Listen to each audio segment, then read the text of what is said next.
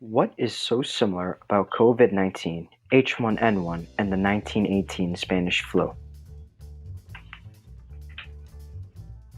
COVID-19, better known as the coronavirus, the 1918 Spanish influenza, and the H1N1 virus, better known as swine flu or bird flu, all share something in common.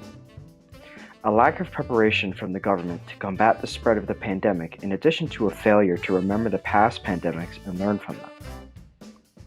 To add on, these pandemics have occurred at various different times in history, therefore there are many differences. Political response and mortality rates are a few examples. What let the coronavirus escalate so quickly? A lack of response or delayed response from the government in dealing with this virus. Rather than aiming to save lives, the president decided to blame China and slam down on them with more tariffs and shipments of arms to Taiwan. An analysis from the expert's lens. According to Olga Jones, senior fellow at Harvard Global Health Institute, governments have to act early in an outbreak because the contagion spreads exponentially. 2 infect 4, 4 infect 16, and 16 infect 84, and so on. There were serious lapses at the beginning. In an outbreak, every day counts. This quote demonstrates the slow response of the government as well as the rapid infection rate of this virus. This information, along with the many other researchers' information, should not be ignored. This must be realized by the government and World Health officials in order to combat these viruses and prevent any more loss of life. This is a chart that demonstrates the infectious capabilities of coronavirus on a global scale. What is similar between coronavirus and the 1918 Spanish influenza? The main similarities between coronavirus and the deadly 1918 Spanish influenza pandemic is the rapid infection rate and high mortality rate associated with these viruses. In addition to this, in 1918 there was no CDC or World Health Organization. This allowed the Spanish influenza to spiral out of control quickly. However, in the 21st century, we have all the tools necessary to combat a disease of this caliber. Yet poor government response and a lack of preparation from World Health officials led the world into an unfavorable situation. A comparison from the professional scene. According to Philip Smith, assistant professor of kinesiology and health at Miami University in Oxford, Ohio, to think of a pandemic on a similar scale, you would have to think all the way back to the 1918 influenza pandemic. That pandemic caused more loss of life than COVID-19 is likely to cause, around 50 million people worldwide and 675,000 people in the US. The CDC didn't exist, and neither did much of our Department of Health and Human Services. Professor Smith compares the highly infectious Spanish influenza to the coronavirus due to its virulent nature and devastating loss of life. Although these events are 102 years apart, the high mortality rate from the coronavirus is a grim reminder to prepare for future pandemics, strengthen government response to the threat of viruses, as well as following researchers' advice and findings. This is a comparison taken during the true outbreak of the coronavirus, comparing it to the 1918 Spanish influenza at its peak.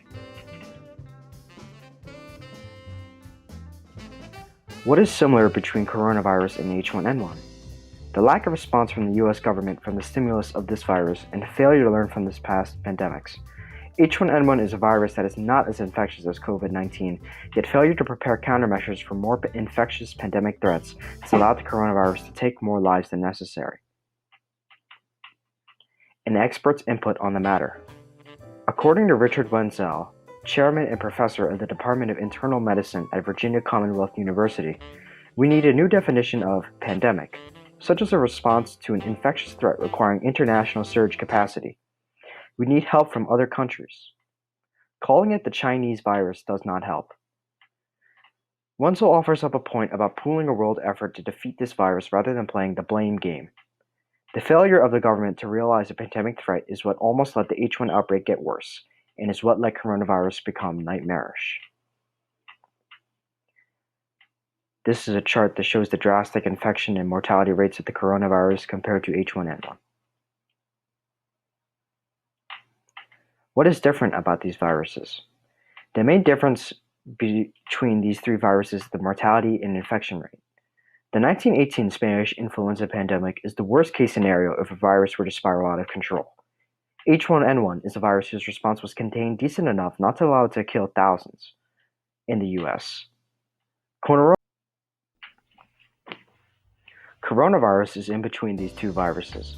However, despite the massive death tolls of the 1918 Spanish influenza and very real threat of H1N1, the government response has not changed much at all. All three of these viruses were dealt with differently and set precedents for the future. Spanish influenza eventually led to the creation of the CDC and other health organizations. H1N1 led to there being a multifaceted, more tactical approach to viruses. However, it was not enough to cut off the coronavirus's firm grip on our nation. What is the difference between 1918 and today? The most obvious difference between the Spanish influenza of the past and the coronavirus of today is the stigmatization of the media and the paranoia. In 1918, there was no news, only newspaper and radio to spread information. It did not dictate the lives of people and did not serve as a system that reminds people to flatten the curve. During these times in 2020, the media and news covers every piece of information about the coronavirus. It reminds the American people to stay home, stay safe, and reduce the rate of infection by self-isolating and social distancing. The ability to spread information to the people and shut down a threat quick is the sign of an effective government. However, it took quite a while for a full-fledged government response to this coronavirus and led to the unnecessary loss of life. What is the difference between 2009 H1N1 and today? The most major difference between these two time periods is the implementation of social distancing and quarantine, government response, and economic effects. In 2009, during the H1N1 virus, there was no quarantine implemented, and the virus did not affect the US critically. Following the end of H1N1 pandemic, the US government attempted to make a stronger response towards the threat of pandemics, yet was severely underprepared for the massive threat of coronavirus in 2020. The implementation of social distancing and self-isolation did not help flatten the curve since it was not enforced strictly by law enforcement. The supposedly multifaceted response to a virus following H1N1 was not tactful enough.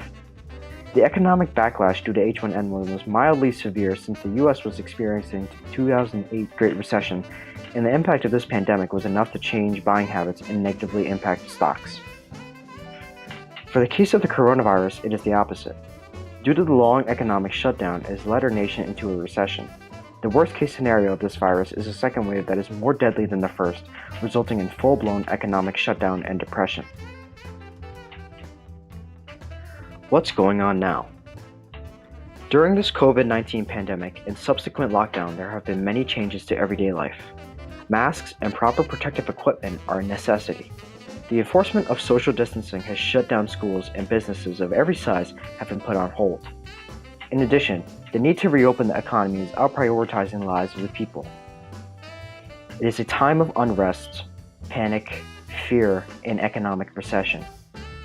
The events of the future are undetermined, but if this trend continues, an inevitable depression will follow.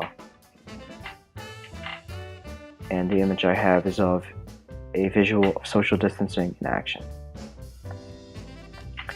And this is my works cited. Thank you for watching.